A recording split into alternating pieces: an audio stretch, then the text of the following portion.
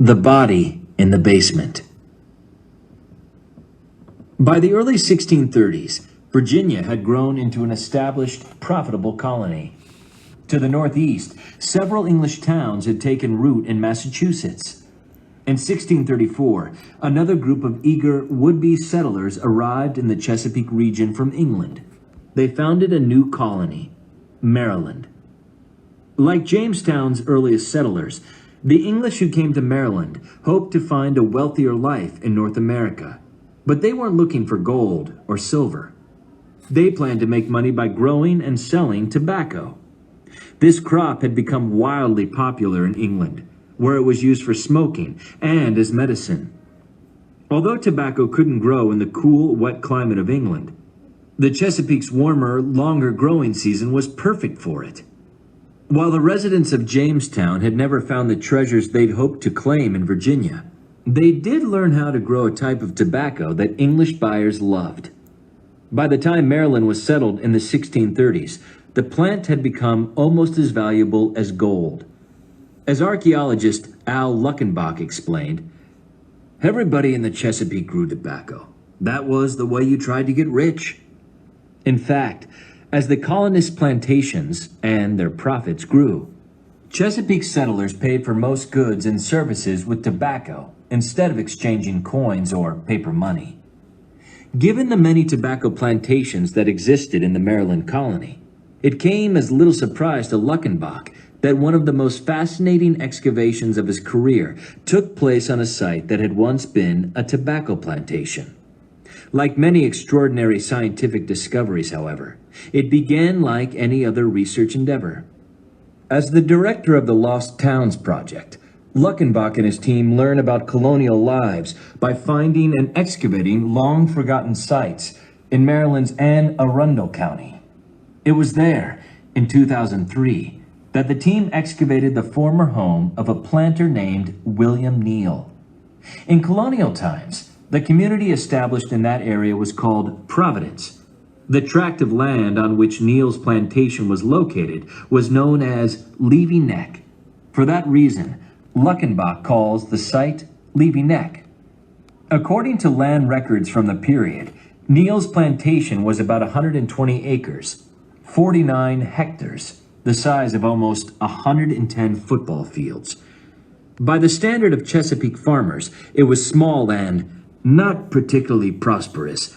At the time, Neal would have been referred to as a middling planter, Luckenbach said. Land ownership records indicate that Neal acquired the Levy Neck property in 1662. Artifacts found during the excavation of the site support the team's belief that the house was built about that time. Further archaeological evidence supports the theory that the house was abandoned sometime around 1677, most likely after Neal's death, which occurred that year. That meant Luckenbach's excavation of the house would reveal activity that occurred within the time period of 1662 to 1677. The frame of Neal's house was fastened to posts that were sunk deeply into the soil. Like Jamestown's palisade walls, the soil stains left by the posts were the only remaining evidence of the structure. An earthen-walled cellar was located under the floorboards of the house, probably in front of the fireplace. Colonial cellars like this one were used for the storage of food, beverages in jugs, and household items. Archaeological evidence showed that Neal's cellar had also been used for another purpose, as a trash dump. People lived upstairs and dumped fish parts and pig parts and chamber pot contents and goodness knows what else down there, explained Luckenbach. The artifacts found among the levels of trash included a coin dated 1664.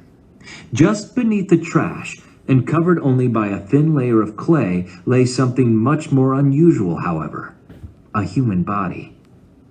Unlike the captain's grave in Jamestown, where a trash pit had been located on top of a long-forgotten grave, the grave in Neal's cellar was located in a building that was occupied at the time the body was buried. And at the time of the burial, the cellar floor was already littered with trash. In the years following the burial, layers of trash completely filled the cellar. The most recent artifacts in these layers date to the late 1670s. That means the burial took place before then. The grave showed no signs of having been created with respect for the remains it contained. The shaft was poorly dug, with an uneven bottom. It wasn't even long enough. Whoever buried the person had to bend the legs to make the body fit. A large piece of broken ceramic, known to archaeologists as a sherd, lay on top of the skeleton's chest. Luckenbach recognized the sherd as part of a milk pan, a wide, shallow ceramic vessel that colonists used to hold fresh milk while cream rose to the surface. It looked very much like the milk pan was used to shove the body into the grave, Luckenbach noted. The archaeologists found several other pieces of the milk pan among the trash nearby. It certainly appeared that the person who buried the body simply grabbed the nearest large object at hand to avoid touching the body. Further evidence of disrespect was even more illuminating. The body was lying on top of a broken pipe bowl, with no sign of deliberate, respectful grave goods, objects or clothing buried with the body, Luckenbach said. Several of the bones had green stains, but they were too long and wide to be the remnants of shroud pins. The team believes the stains are remnants of an unknown metal artifact that someone had tossed into the shaft as the grave was filled. The presence and location of a bone from a cow or an ox, a nail, and 2 oyster shells confirm that the cellar was definitely used as a trash pit at the time the body was placed in the grave. A cellar dumping ground is definitely not the type of place where English colonists would have buried someone they had loved or esteemed. Luckenbach suspected that the body in Neil's cellar might have been that of a person whose loved ones, if any, were far away in England. This person must have also lacked the friends, money, or status in the Providence community to ensure a proper burial. But why would such a person have been associated with William Neil? The answer is work. If a middling planter such as Neil hoped to raise his station in life and become more prosperous, he had to grow more tobacco. This type of farming requires a great deal of physical labor. Neil would have needed help, and he would have most likely bought, not hired, that help in the form of an indentured servant. Indeed, historical documents note that Neil, his wife, 2 children, and 2 unnamed indentured servants had lived at Levy Neck. During most of the 17th century, indentured servants were the colonial Chesapeake's main workforce. An indentured servant signed a legal document called an indenture, agreeing to work for a landowner for a term of 4 to 7 years. The landowner, also called the master, paid the servant's passage from England to the colony and provided food and a place for the servant to sleep. In exchange, the servant essentially belonged to the master for the entire term. For example, if it suited the master, he could sell the servant's indenture to another landowner. Of the thousands of people who came to the Maryland and Virginia colonies in the 17th century, 70 to 85% either came as indentured servants or signed indenture papers shortly after their arrival. Most were between the ages of 15 and 29, although some were younger. Younger children had to serve a longer period of time, sometimes as much as 12 years before they were freed. Upon completion of an indenture, masters had to give servants their freedom dues: an axe, 2 farm tools, a hoe for example, 3 barrels of corn, and a new suit of clothes. The government also gave servants the right to acquire 50 acres, 20 hectares of their own land. As Luckenbach explained, these servants did everything that slaves did later, when slavery became more widespread. The 17th century was a hard time, even if you were not an indentured servant, but it was particularly bad for indentured servants. They hauled water, butchered hogs and cattle, and hoed tobacco. They hung heavy bundles of tobacco in drying sheds and moved hogsheads, large casks that, when filled with dried tobacco leaves, weighed about 400 pounds, 180 kilograms each. They erected fences and helped build shelters, some for drying tobacco and some for use as homes. In short, indentured servants did any job the master demanded. and if they died before their term of service ended, their remains met with whatever fate their master chose. At times, masters treated their dead servants like a waste product, said Luckenbach. In fact, in 1661, Virginia enacted a law that prohibited the inappropriate burial of servants. Similar laws were considered in Maryland. The only reason such laws would have been discussed would be in response to an existing problem. To help evaluate his theory about the origins of the skeleton in Neil's cellar, Luckenbach asked Doug Owsley to examine the bones. Using his standard procedures, Owsley determined they belonged to a male who had died when he was about 15 to 16 years old. The shape of the boy's skull was similar to skulls of other 17th century English colonists. Measurement of the leg bones revealed that he had been 5 feet 2 inches tall, 1.6 meters. He wasn't fully grown when he died, though. His arm and leg bone epiphyses were not yet fused. Next, Owsley searched for clues that might confirm or disprove Luckenbach's suspicion that the boy was a servant. If he had been a servant, he had lived a life very different from most modern American teens. He would have worked at hard labor from before dawn until after dark. Indeed, according to Owsley, the boy's bones told a story of a short, hard life. Although he was a boy, he did a man's worth of work.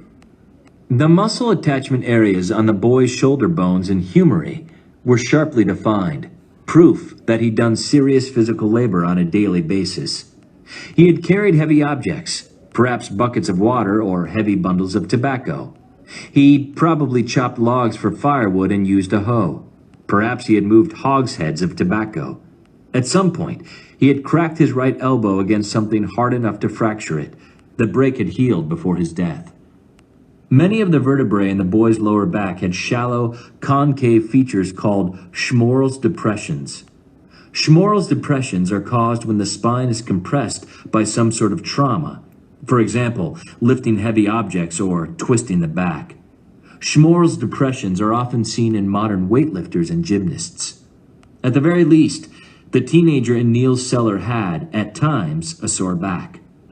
This bone evidence led Owsley to agree with Luckenbach's theory that the boy was an indentured servant. Indentured servants were often robust. They worked endlessly, he observed. There were few beasts of burden in the Chesapeake at that time. Wagons with wheels were rare too. When an indentured servant moved or hauled something, it was carried on his or her back. The teenager's bones showed it. As Luckenbach had observed, the circumstances of the burial pointed toward indentured servitude too. If servants die, you have to bury them. Burial costs the master money, said Owsley. A secret basement burial would have spared Neil the expense of a public one. It might also have saved him another kind of trouble. Some masters abused their indentured servants, either by mistreating them or by working them to death. A public burial might have given government officials the opportunity to inspect the remains, a situation an abusive master would want to avoid. Had the boy in Neil's basement been mistreated? Only further examination in the laboratory would reveal if abuse might have been a factor that led to a secret basement burial. Suspicious causes.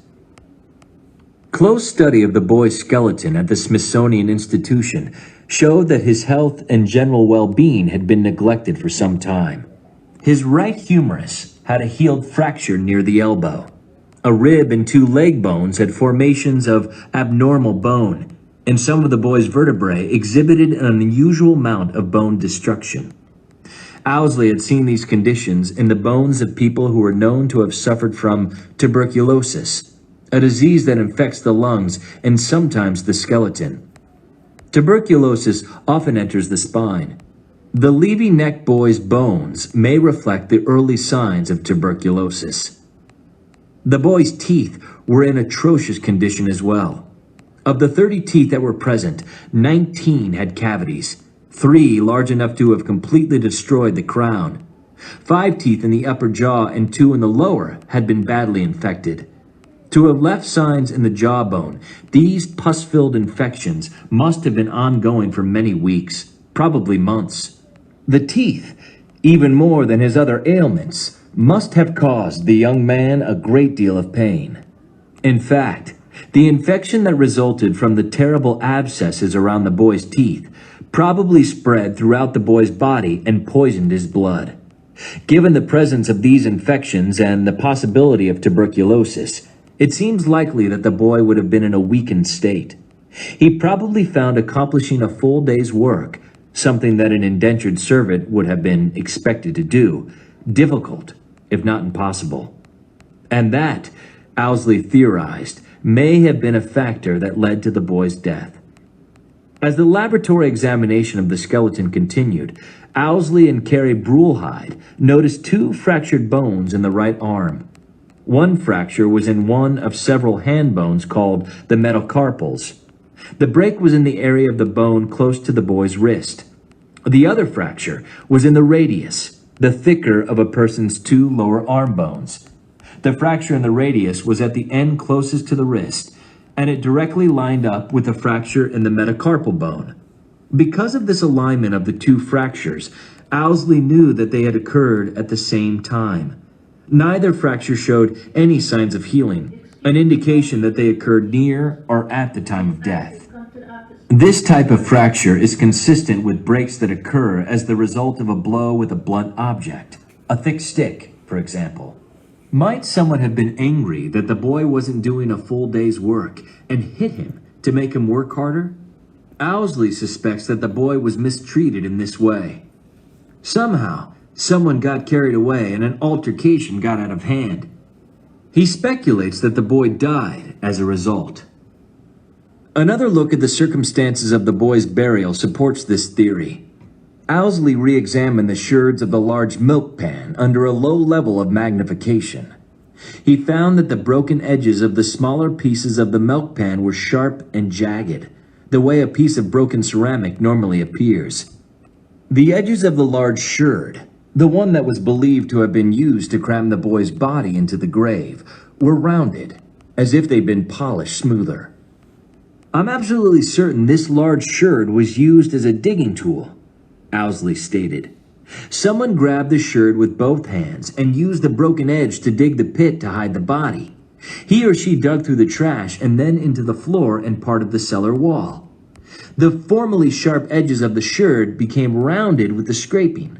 There is no other reason for this kind of shaping."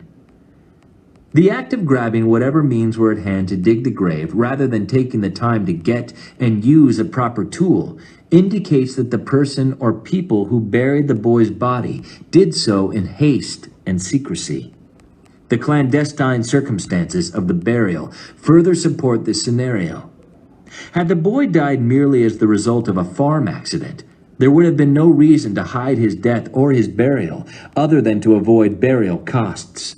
Together, the forensic clues have led Owsley to believe that the boy died of suspicious causes. The Levy-Neck boy's carbon-13 isotope value was negative 19.39, indicating that he hadn't lived in America for a long time before he died. Many of his health problems may have originated in England. If so, his life there